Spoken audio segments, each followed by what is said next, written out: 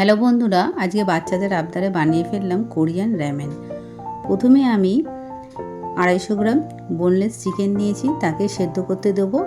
অল্প নুন দিলাম, অল্প গোলমরিচের গুঁড়ো দিলাম, একটি গাজরকে আমি স্লাইস করে কেটেছিলাম এইভাবে, তাকে দিয়ে দিলাম। স্প্রিং অনিয়ন দিলাম অল্প, গার্লিক লিভস দিয়ে দিলাম, আর এরপর নেড়ে চেড়ে তাকে আমি চাপা দিয়ে দেবো। 5 মিনিটের জন্য সেদ্ধ করতে দিয়েছিলাম। 5 মিনিট পর চিকেনটিকে আমি তুলে রেখে দিলাম, স্যুপটিকে সাইডে রাখলাম।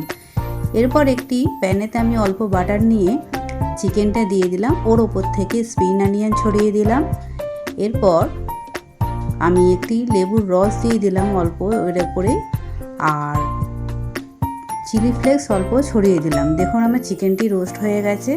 আর এই স্যুপের মধ্যে 1 চামচের মতো আমি ভিনিগার, সয়া সস 1 চামচ আর চিলি ফ্লেক্স দিয়ে দিলাম।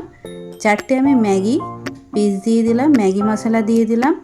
এরপর একটি বাটির মধ্যে তাই স্যুপটাকে ঢেলে দিলাম আর ম্যাগিগুলোকে তুলে রাখলাম। এদিকে চিকেনটিকে আমি স্লাইস করে কেটে নিলাম, গাজরের স্লাইসগুলো সাইডে রাখলাম, চিকেনটিকে একটি বাটির মধ্যে সাইডে রেখে, আর এদিকে আমি একটি ডিমকে সেদ্ধ করে নিয়েছিলাম দিলাম, স্প্রিং অনিয়ন ওপর থেকে ছড়িয়ে দিলাম, আর চিলি ফ্লেক্স এবং সাদা তিল দিয়ে পরিবেশন করলাম।